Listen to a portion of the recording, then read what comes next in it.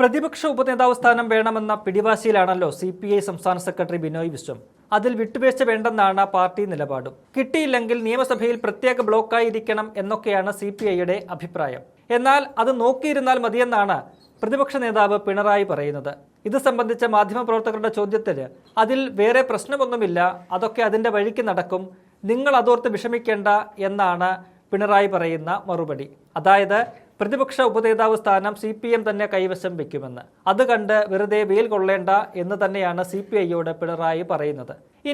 ഇന്നലെ ബിനോയ് വിശ്വം പ്രതിപക്ഷ നേതാവ് പിണറായി വിജയനെതിരെ ശക്തമായ വിമർശനങ്ങൾ ഉന്നയിച്ചിരുന്നു. മുഖ്യമന്ത്രിയായി സത്യപ്രതിജ്ഞ ചെയ്തപ്പോൾ പിണറായി നടത്തിയ പ്രഖ്യാപനമായിരുന്നു അധികാരത്തിന്റെ ഇടനാഴിയിൽ അവതാരങ്ങളെ അടുപ്പിക്കില്ലെന്ന്. എന്നാൽ അതിന് കടകവിരുദ്ധമായ കാര്യങ്ങളാണ് പിന്നീടുള്ള 10 കൊല്ലം കണ്ടത്. പല അവതാരങ്ങളും അധികാരം കൈയാളുന്നതും നിയന്ത്രിക്കുന്നതും നോക്കി നിൽക്കുകയായിരുന്നു മുഖ്യമന്ത്രിയായിരുന്ന പിണറായി. സ്വപ്ന സുരേഷ് ഉൾപ്പെടെ നിരവധി അവതാരങ്ങളെ കണ്ടു. വൻ വിവാദങ്ങളിലേക്ക് സർക്കാർ വീഴുകയും ചെയ്തു. അത് ചൂണ്ടിക്കാട്ടിയായിരുന്നു ബിനോയ് വിശ്വത്തിന്റെ പ്രതികരണം. മുഖ്യമന്ത്രിയായിരുന്നപ്പോൾ അവതാരങ്ങളെ സൂക്ഷിക്കണമെന്ന് പറഞ്ഞ പിണറായി വിജയന് പിന്നീട് അത് സാധിച്ചോ എന്ന് ഭയപ്പാടില്ലാതെ ചോദിക്കാൻ അണികൾക്ക് കഴിയണമെന്നായിരുന്നു ബിനോയ് വിശ്വം പറഞ്ഞത്. ന്യൂനപക്ഷത്തിന് അരക്ഷിതാവസ്ഥയുണ്ടാകുമ്പോൾ ആരാണ് ബന്ധുക്കളെന്ന് അവർ ചുറ്റും നോക്കും. അങ്ങനെ തിരിയുമ്പോൾ അവർ പലപ്പോഴും കണ്ടത് ഇടതുപക്ഷത്തെയാണ്. വഞ്ചിക്കാത്ത, തള്ളിപ്പറയാത്ത ബന്ധുക്കളായിരുന്നു അവർക്ക് ഇടതുപക്ഷം. അത് ഭൂതകാലമായി കഴിഞ്ഞു. അത് മാറണം.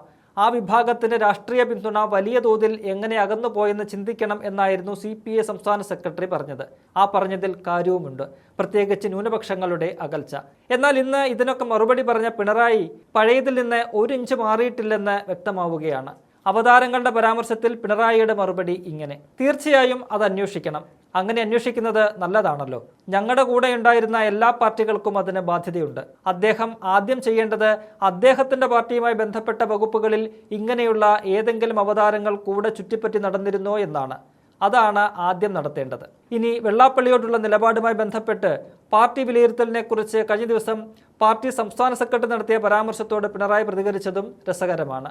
താൻ വെള്ളാപ്പള്ളിയെ കാറിൽ കയറ്റിക്കൊണ്ടുപോയത് പാർട്ടി തെറ്റായി കണ്ടിട്ടില്ല. വെള്ളാപ്പള്ളി സംസാരിച്ച കാര്യങ്ങൾ കേരളീയ പൊതുസമൂഹം പൊതുവിലെടുത്തത് മുസ്ലിം വിഭാഗത്തിനെതിരെയുള്ള സംസാരമായിട്ടാണ്. അതിനെക്കുറിച്ചുള്ള പ്രതികരണം പാർട്ടി സംസ്ഥാന സമിതി നടത്തിയിരുന്നു. അത് ഗൗരവമായിട്ടില്ല എന്നാണ് പിണറായി പറഞ്ഞത്. ഇവിടെയും അദ്ദേഹം വെള്ളാപ്പള്ളി മുസ്ലിം വിരുദ്ധ പരാമർശം നടത്തിയെന്ന് പറയാൻ ഇനിയും തയ്യാറാകുന്നില്ല എന്നത് ശ്രദ്ധേയമാണ്. പകരം വെള്ളാപ്പള്ളിയുടെ പ്രസ്താവന കേരള ജനത മുസ്ലിം വിഭാഗത്തിനെതിരായിട്ട് വ്യാഖ്യാനിച്ചു എന്നാണ് പറയുന്നത്. ക്രിസ്റ്റൽ ക്ലിയറായി വെള്ളാപ്പള്ളി മുസ്ലിം വിരുദ്ധ പരാമർശം നടത്തിയത് നിലനിൽക്കുമ്പോഴാണ് പിണറായി വീണ്ടും ന്യായീകരിച്ച് മെഴുകുന്നത്.